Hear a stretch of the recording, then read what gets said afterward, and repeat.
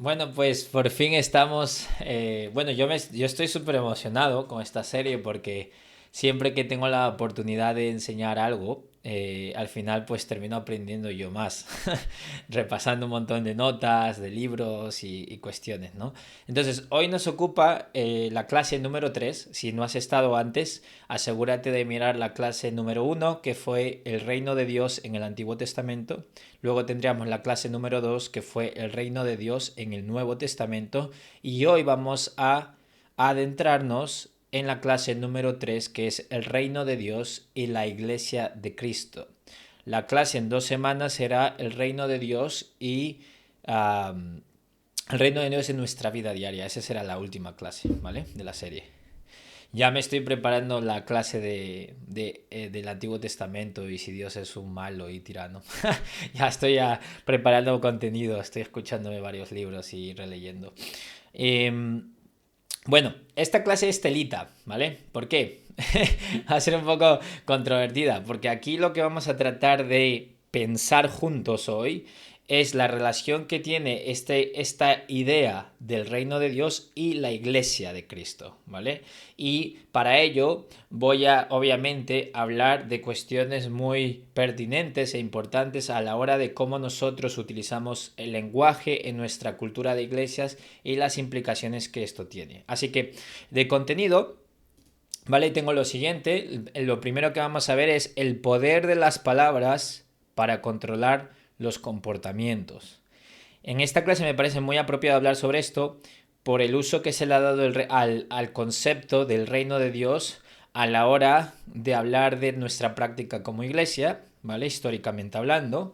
La segunda cosa que vamos a ver es, vamos a tratar de tener un mapa mental, un mapa del reino o reinado de Dios, ¿vale? Como un poco recopilando, resumiendo todas esas cuestiones que vimos en las dos anteriores clases, ver entonces cómo encaja todas las cosas en el reino de Dios.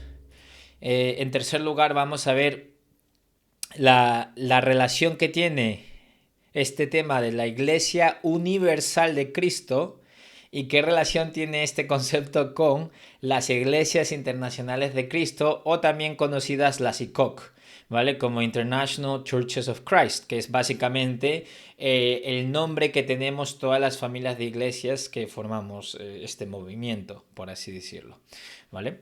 Y por último, vamos a ver si la ICOC o las Iglesias de Cristo Internacional es igual a las iglesias a la iglesia en el sentido bíblico de universal de Cristo y si esto es igual a lo que se entiende por el reino de Dios, ¿vale?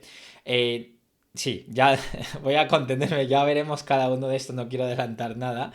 Así que nada, pues ese es un poco lo que vamos a ver hoy. O sea, que telita. Hay bastante que ver. Vale, vamos adentrando.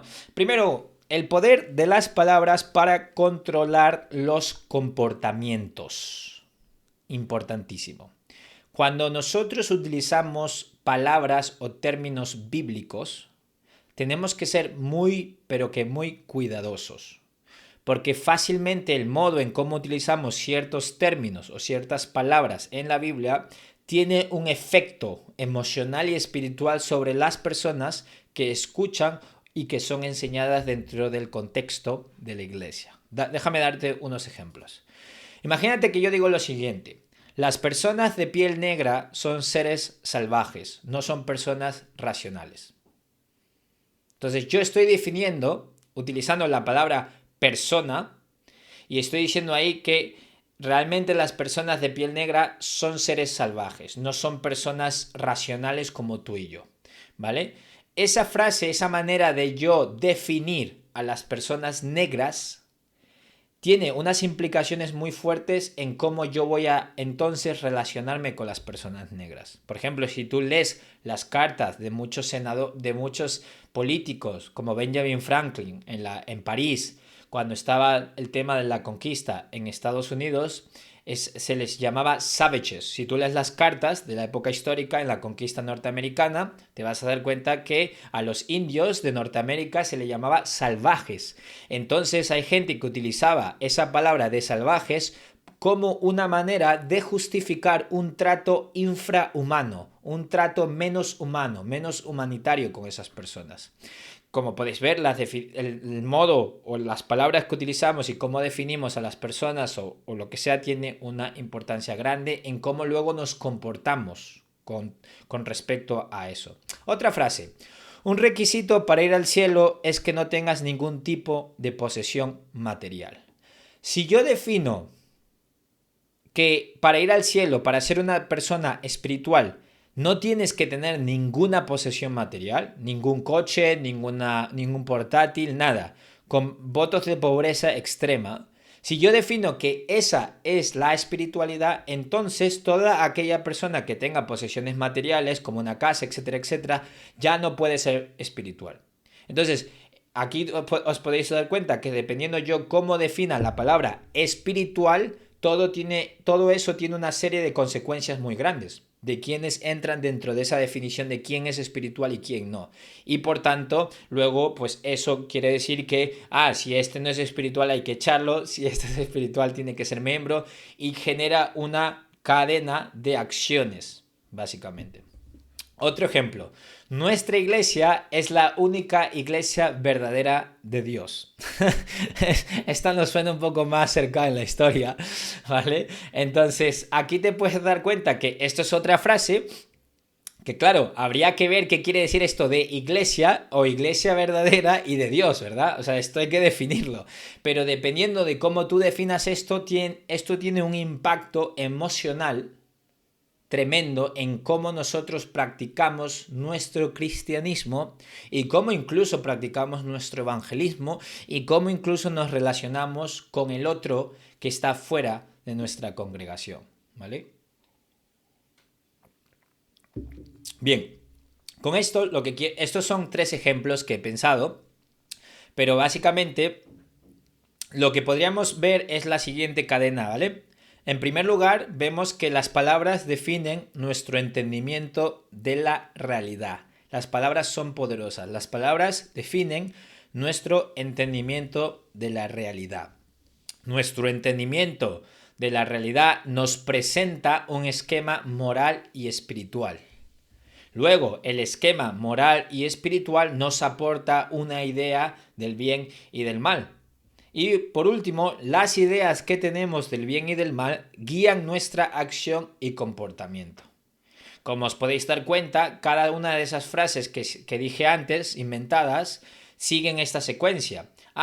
Si ser espiritual significa no tener ninguna posesión, entonces mi entendimiento de la realidad sobre qué es espiritual es no tener posesiones. Entonces eso me dice que tener posesiones es algo malo y no tener posesiones es algo bueno. Y por tanto eso guía mi comportamiento. Y también me dice cómo debo tratar a las demás personas. Claro, eso puede estar totalmente errado, como fue la idea de que los indios eran menos racionales que las personas blancas, por ejemplo.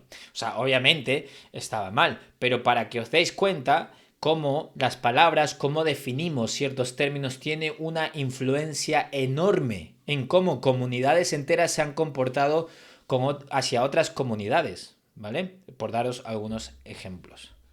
Vale, entonces es muy importante ser precisos en nuestra terminología o las palabras que utilizamos.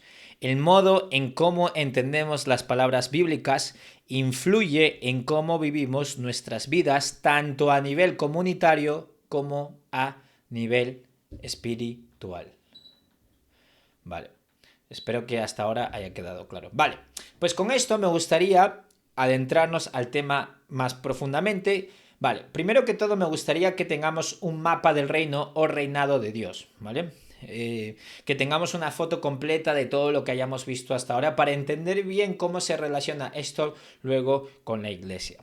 Bien, pues en primer lugar me gustaría utilizar esta imagen que una vez os lo presenté, ¿vale? Lo que dice ahí God's Kingdom significa el reino de Dios y luego tenemos 4 círculos concéntricos, uno negro, otro blanco, otro negro, otro blanco. Vale, pues este es un mapa muy bueno para entender la foto completa de qué es el reinado de Dios o el reino de Dios. Vale, en primer lugar veríamos en la franja 1 o el círculo 1 en negrito sería la creación invisible, ¿verdad? Los ángeles y los poderes espirituales.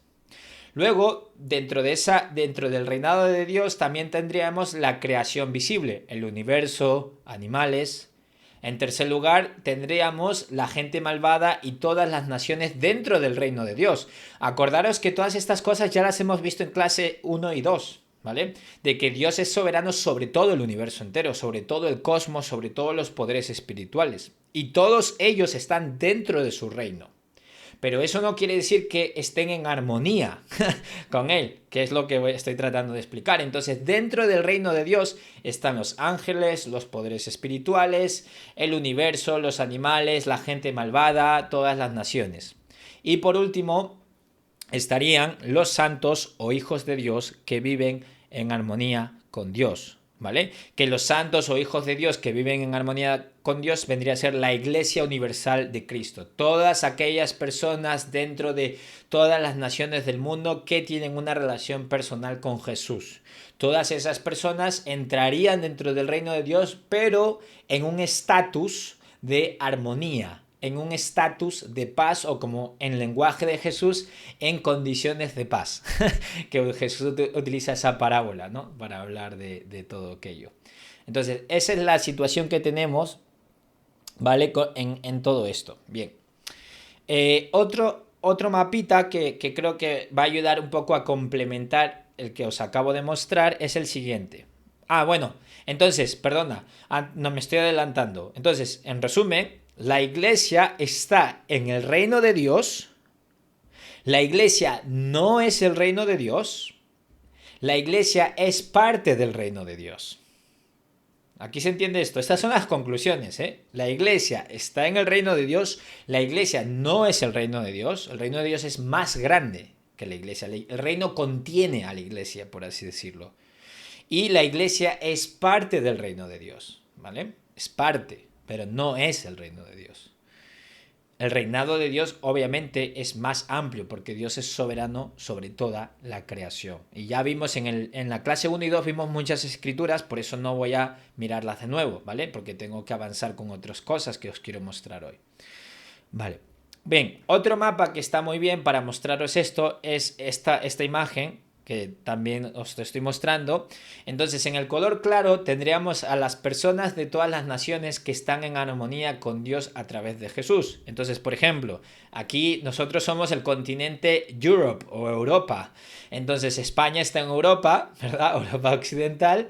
Y entonces, dentro de España hay grupos de personas que forman parte de nuestra iglesia, pero otras personas que quizás no conozcamos que también están en armonía con Dios, y pues todas estas personas dentro del continente europeo y dentro de España formarían parte del color claro, ¿no? De las personas que están en armonía con Dios, pero hay muchas otras personas que no les importa Dios para nada, ¿verdad?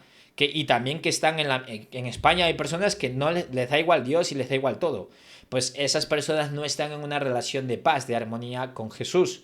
Pues los colores claro y negro vendrían a representar todo eso, de que las personas que no están en condiciones de paz con Jesús también están dentro del reino de Dios, pero vendrían a ser como grupos de resistencia, grupos rebeldes, para que se entienda esto, pero están dentro del territorio de Dios, por así decirlo, porque Dios es soberano de todo, ¿vale? Entonces las personas de todas las naciones que están en armonía con Dios a través de Jesús vendrían a ser los miembros que componen la Iglesia Universal de Cristo. Luego tendríamos el color oscuro, que vendrían a ser las personas dentro del reino de Dios, pero en oposición a Él, que es la gente perdida espiritualmente. Pero todos estamos dentro de su reino, todos. ¿Vale? Claro, es que estar en el reino de Dios no significa que te va bien con Dios. No sé si me explico. Pero Él sigue siendo rey, sigue siendo soberano, sigue siendo señor de todos. Otra cosa es que estés en una mala relación con Dios, y eso hay que arreglarlo, obviamente.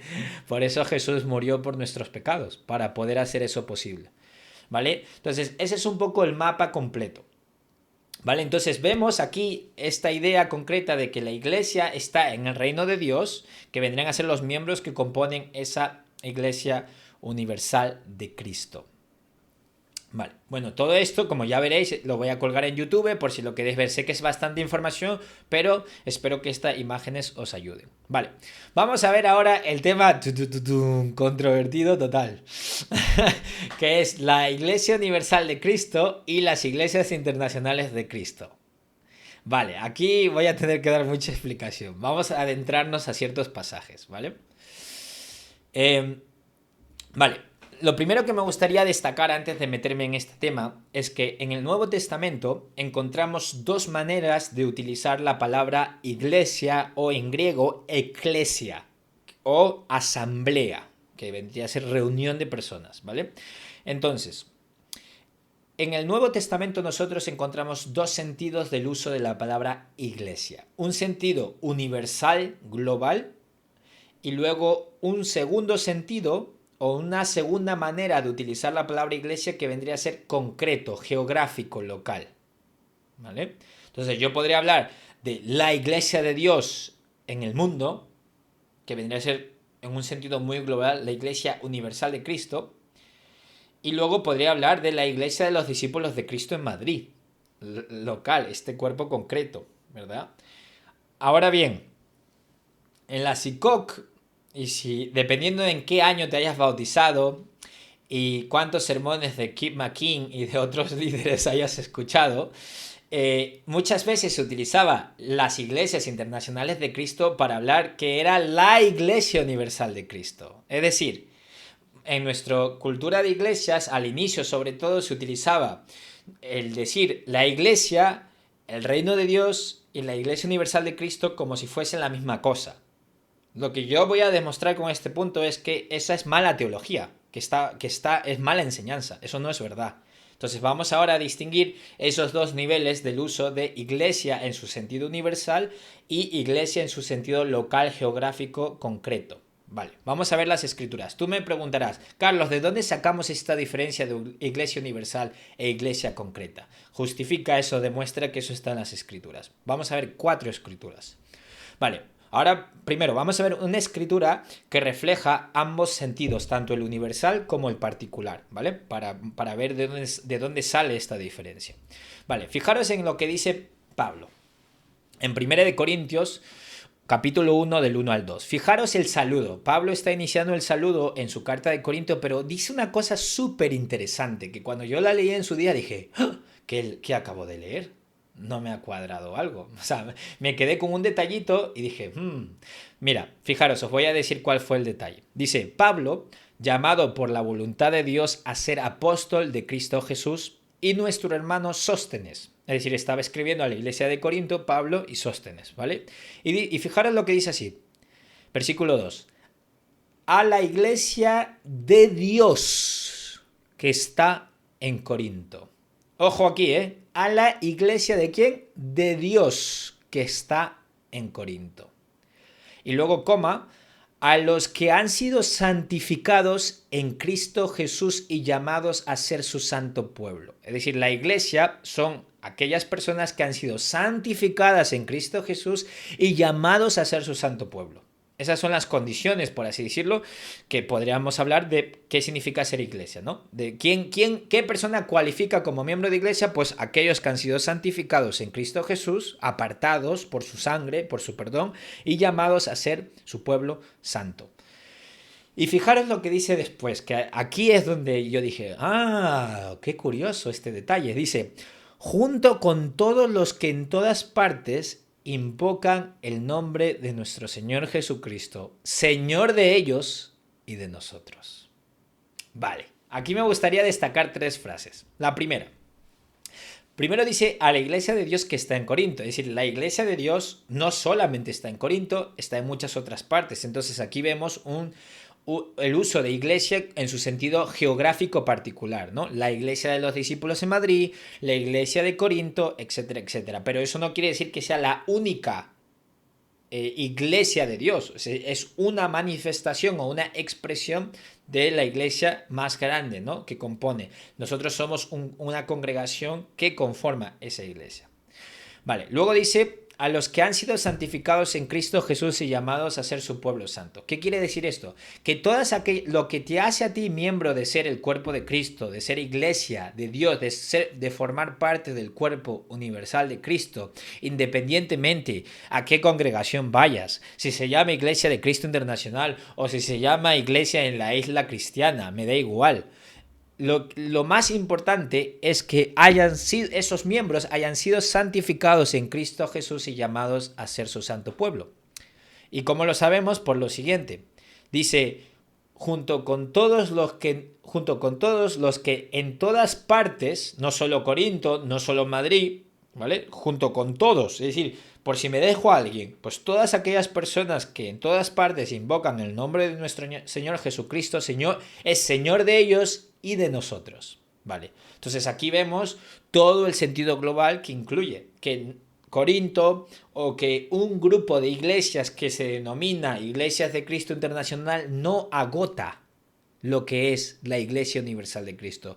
Es una expresión, una manifestación más de personas que han sido santificadas en Cristo Jesús y llamadas a ser su santo pueblo. Pero eso no quiere decir que somos los únicos, porque no hay manera de saberlo. No conocemos a todas las personas del mundo mundial y hemos hablado con ellos y nos hemos asegurado de su doctrina y de su vida. Eso es imposible de hacer, ¿vale? Entonces, por eso dice, junto con todos los que en todas partes invocan el nombre de nuestro Señor Jesucristo, Señor de ellos y de nosotros. Ah, curioso.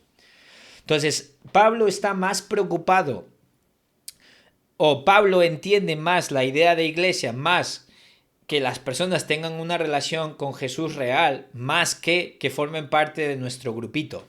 ¿Os dais cuenta del énfasis ahí? No es tanto de que formen parte de nuestro grupito, no, eso es secundario. Es más que esas personas hayan sido santificadas en Cristo Jesús y llamados a ser su santo pueblo. Vale. Pablo, aquí vemos esos dos niveles, tanto el particular como el global, cuando dice, Señor de ellos y de nosotros, a todos los que en todas partes invocan el nombre del Señor. Vale. Veamos otro ejemplo. Entonces, aquí, para resumir, aquí vemos la idea de que la iglesia geográfica, como la de iglesia en Corinto, es una manifestación o expresión de la iglesia universal de Cristo. Bien. Vamos a ver ahora dos escrituras de la iglesia en su sentido universal, para que veáis cómo se entiende esto, de que sí, hay un sentido más global de cómo se utiliza la palabra iglesia. Bien, la primera escritura la vemos en Efesios 1, 22 al 23. Dice, Dios sometió todas las cosas al dominio de Cristo y lo dio como cabeza de todo a la iglesia. Esta, que es su cuerpo, es la plenitud de aquel que lo llena todo por completo. Pues aquí, en Efesios 1, Pablo de nuevo está hablando de la iglesia y del cuerpo de Cristo y Jesús siendo la cabeza de la iglesia en un sentido global. Global, no en un sentido de nuevo, tú perteneces a mi grupo que yo fundé, no tiene nada que ver con eso, está hablando de la iglesia global. Vale, otra escritura, fijaros en esto, esforzados por mantener la unidad del espíritu mediante el vínculo de la paz. Esta escritura a veces se interpreta muy erróneamente, ahora lo vais a ver por qué. Fijaros en el versículo 4, hay un solo cuerpo. ¿Ves, Carlos? Ahí está la idea de que hay una iglesia verdadera. No todas las iglesias valen, ¿vale? Hay un solo cuerpo, no varios cuerpos, ¿vale? Bien, pues me quedo con la nota mental. Hay un solo cuerpo y un solo espíritu, así como también fuisteis llamados a una sola esperanza, un solo Señor, una sola fe, un solo bautismo, un solo Dios, Padre de todos, que está sobre todos y por medio de todos en todos. De nuevo, aquí Pablo está hablando en el contexto de la unidad y está diciendo, hay un solo cuerpo. Es decir, todos participamos del cuerpo de Jesús, hay un solo cuerpo, ¿vale? Pero hay gente que utiliza esta escritura muy mal lo utiliza para decir que no, un solo cuerpo quiere decir que un tipo de movimiento, un tipo de congregación, un tipo de afiliación religiosa o un grupo específico, eso es lo que quiere decir un solo cuerpo. Mal, no, porque aquí se está utilizando de nuevo un cuerpo en el sentido de que todos participamos del cuerpo de Jesús, no tenemos dos Jesús que han muerto por nosotros, entonces todos participamos de ese cuerpo.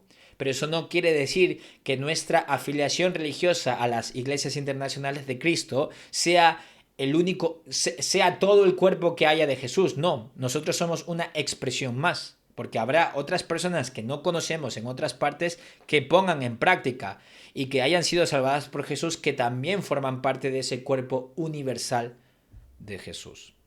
Vale. Y para que veáis por qué digo esto, vamos a ver un pasaje de la iglesia en su sentido particular. Vale, fijaros, se habla de una iglesia, como habéis visto en el pasaje anterior en Efesios 4, se habla de que hay un solo cuerpo o hay una sola iglesia, ¿vale? Pero luego vemos otras escrituras, curiosamente, en el Nuevo Testamento también, que hablan de muchas iglesias. Y tú dices, a ver, ¿en qué quedamos? ¿Que hay una iglesia o hay varias iglesias? ¿Vale? Pues vamos a ver un ejemplo en el libro de Apocalipsis. En el libro de Apocalipsis capítulo 2 y 3 se menciona la iglesia de Éfeso, se menciona la iglesia de Esmirna, se menciona la iglesia de Pérgamo, iglesia de Tiatira, iglesia de Sardis, iglesia de Filadelfia, iglesia de la Odisea. Vemos 7 iglesias que forman parte de una iglesia. Aquí vemos el sentido entonces. Fijaros esto. Vemos 7 iglesias o congregaciones concretas en Asia Menor, ¿vale? Lo que ahora es Turquía, ¿vale? Estas son las 7 iglesias de Apocalipsis, ¿vale? Que forman una iglesia. O sea, es decir, estas iglesias no son 7 cuerpos distintos. Todas estas son expresiones o manifestaciones locales, geográficas de el cuerpo universal de Cristo. Porque hay un solo cuerpo, hay una sola iglesia en el sentido universal, pero hay muchísimas iglesias en el sentido particular. ¿Se entiende esto? Estáis viendo esos ejemplos, ¿verdad? Que hablamos en un sentido particular y luego en un sentido global, ¿vale? No hay contradicción, es simplemente una manera distinta de utilizar la palabra iglesia. Vale, y bien, entonces podríamos decir lo siguiente: soy miembro de este cuerpo en concreto, soy un miembro de la iglesia de los discípulos de Cristo en Madrid. Nuestra iglesia es una manifestación de la iglesia de Cristo universal, ¿vale? Pero ¿qué quiere decir esto? Que no es, o sea, nuestra iglesia o nuestra familia de iglesias no agota todo el cuerpo de Cristo. O sea, el cuerpo universal de Cristo no acaba ni empieza con nosotros. Es lo que quiero decir, ¿vale? Déjame repetir eso. El cuerpo de Cristo universal ni empieza, ni ha empezado, ni acaba, ni acabará con nosotros. Aunque nosotros desaparezcamos como movimiento de denominaciones como Iglesias de Cristo Internacional. Esperemos que no, pero lo que te quiero decir es eso, que no confundamos las cosas, ¿vale? No confundamos las cosas. Es muy importante entender esto, ¿vale? La iglesia no ha empezado con nosotros ni acabará con nosotros, ¿vale? Nosotros somos una expresión histórica de personas que tratan de amar a Dios, pero no hemos sido ni los únicos, ni somos los únicos, ni seremos los únicos, ¿vale? Y tú dices, jolín, vale. Entonces ahora vamos a entender por qué he insistido tanto en esto. Vale, a Kim McKing y a los líderes que fundaron nuestra iglesia les encantaban los equivalentes, ¿vale? Siempre tenían arrepentido, bautizado igual a salvo, igual a cristiano, igual a discípulo. Les encantaban los iguales. Siempre les gustaba poner como una serie de términos y equivalencias de que esto significa esto significa esto. Vale. Cuando en la iglesia alguien se bautiza y la iglesia dice bienvenido al reino, ¿eso está correcto? No, eso en realidad es un uso equivocado. No, esa persona ya estaba en el reino. Lo que pasa es que, bueno, ahora está en armonía con Jesús. Ahora está en condiciones de paz, no es grupo de enemigo, ¿no? Pero ya estaba en el reino de Dios, ¿vale? Ahora bien, de nuevo, la iglesia no es el reino de Dios, está en el reino de Dios, y luego hemos visto que la iglesia en su sentido universal no quiere decir lo mismo que las iglesias de Cristo Internacional. Sin embargo, la manera en cómo se ha utilizado a los inicios de nuestra iglesia, ya esto se está dejando de hacer. Pero también diré una cosa, que a veces es un poco tramposo lo que la gente dice. Nosotros sabemos que no somos la única iglesia, pero a la hora de luego tratar a otros grupos religiosos de fuera nos comportamos como si fuésemos la única iglesia. Así de claro lo voy a decir. Así de claro lo voy a decir. Y esto hay que decirlo. Decimos eso de boquilla, pero en nuestra práctica realmente sospechamos de toda persona religiosa que no forma parte de nuestro grupo. Y eso es así, eso hay que admitirlo porque es una deficiencia, es un defecto Todavía queda mucho de esos residuos, por así decirlo, de la mala enseñanza que hemos recibido con respecto a la iglesia, al reino de Dios y nuestro movimiento como iglesias de Dios, ¿vale? Entonces, no es lo mismo, no es lo mismo. Vale, entonces voy a poner una serie de afirmaciones para que se entienda esto. Entonces, podríamos decir que la ICOC o las Iglesias Internacionales de Cristo no es el reino de Dios. La ICOC está en el reino de Dios. La ICOC no es la única iglesia de Dios en el sentido de que no es lo único que existe dentro del cuerpo universal de Dios, ¿vale? No ha empezado ni acaba con nosotros. Hay más gente, hay más denominaciones. Claro, aquí habría que definir quién entra, ¿verdad? ¿Qué requisitos tiene que cumplir una persona doctrinal tal y cual para que cualifique como parte del miembro o el cuerpo universal de Cristo? Bueno, ese no es el tema de hoy, ¿vale? Porque se nos escapa, esos son otros temas. Yo lo que estoy hablando es que tenemos que dejar de enseñar y hablar de ese modo. Es una mala enseñanza, no es nada bíblico, es mala teología, es mala interpretación bíblica. Y eso ha influido mucho en cómo tratamos en nuestras acciones y cómo tratamos a los demás. Vale. Entonces podríamos decir que la ICOC es un conjunto o familia de iglesias regionales que conforman el cuerpo universal de Cristo. Eso sería más correcto. Que la ICOC es un conjunto o familia de iglesias regionales que conforman el cuerpo universal de Cristo. El cuerpo universal de Cristo no está compuesta únicamente por la ICOC. Eso sería, digamos, el resumen de todo esto, de este punto número último. Eso sería lo más correcto que podríamos decir a la luz de la evidencia bíblica, a la luz de estas escrituras sobre el reino de Dios. ¿Vale? ¿Por qué digo esto? Porque entonces, si nosotros pensamos que las iglesias internacionales de Cristo es la única expresión de todo el cuerpo universal de Cristo y somos los únicos salvados, ¿sabes por qué eso era importante defenderlo? Para poder evangelizar al nivel que se hacía. Para Kim McKeen era súper importante que se evangelizase todas las naciones en la generación de él, porque él se cree que Dios la ha elegido para ello, ¿vale? Está convencido, antes de que él muera. Claro, si tú tienes esa convicción de Mateo 28, que como si fuese el mandamiento más grande, el evangelizar a todas las naciones, lo cual no lo es, por cierto, pero bueno, hay que decirlo, claro, tú tienes que tener una visión bastante exclusivista de quiénes son los buenos y quiénes son los malos. Y claro, según las coordenadas o según las ideas teológicas de Kim McKeen, todo el mundo está perdido excepto la Iglesia Cristiana Internacional ahora, que ya no forma parte de nuestro movimiento, él se fue y fundó otro, ¿vale? Y también habla un poco mal de nosotros, como os podéis dar cuenta, ¿vale? Entonces, esto es muy importante entenderlo, porque para él era muy importante definir nuestra iglesia, nuestro movimiento como el reino de Dios en el siglo XXI. Súper importante. Claro, porque si tú dices, no, bueno, Kip, estás equivocado, además tal, pues ya la gente no ve la urgencia. Pero al ser los únicos, entonces, claro, si no hacemos nada nosotros, todo el mundo se va al infierno. Entonces, claro, y claro, esta enseñanza se utilizaba a modo de presión para hacer que la gente se desmadrase y viviese todo el tiempo así frenéticamente evangelizando 24/7. ¿Se entiende esto? Entonces, bueno, pues ahí podéis ver cómo una enseñanza errada puede causar mucha aflicción a los miembros, a nosotros, a ver todos los grupos religiosos externos como si fueran completamente enemigos de Dios y Dios no ha trabajado en su vida. Y yo creo que eso es una arrogancia, pero enorme espiritualmente hablando. Enorme, una arrogancia que eso, bueno, habría que mirarlo, ¿verdad? Profundizar más sobre también los pilares de cómo se construyeron los paradigmas interpretativos que utilizamos a la hora de ver la Biblia y la doctrina. Eso es para otro, no da tiempo a meternos en eso en esta serie, ¿vale? Pero para que tengáis una idea, esto es lo que podríamos decir. La ICOC es un conjunto de familias de iglesias regionales que conforman el cuerpo universal de Cristo. El cuerpo universal de Cristo no está compuesto únicamente por la ICOC. Si yo digo esto estando en una iglesia de Kim McKeen, me expulsan por hereje, literal. O sea, a mí por enseñar esto me expulsarían inmediatamente. Para que os deis cuenta.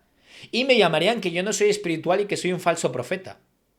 ¿Os dais cuenta cómo el definir quién es espiritual y quién no tiene un peso enorme en cómo hacemos iglesia, en cómo seguimos a Dios? Por eso es muy importante tener muy buena enseñanza.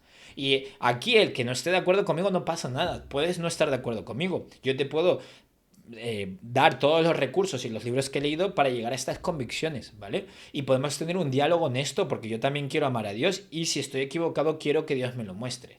Pero eso se hace siempre desde la humildad, juntos. No de yo he llegado, tengo todas las respuestas y si tú no te ciñes a lo que yo te digo de lo que es espiritual, entonces tú estás condenado al infierno. Bueno, eso no. O sea, eso no.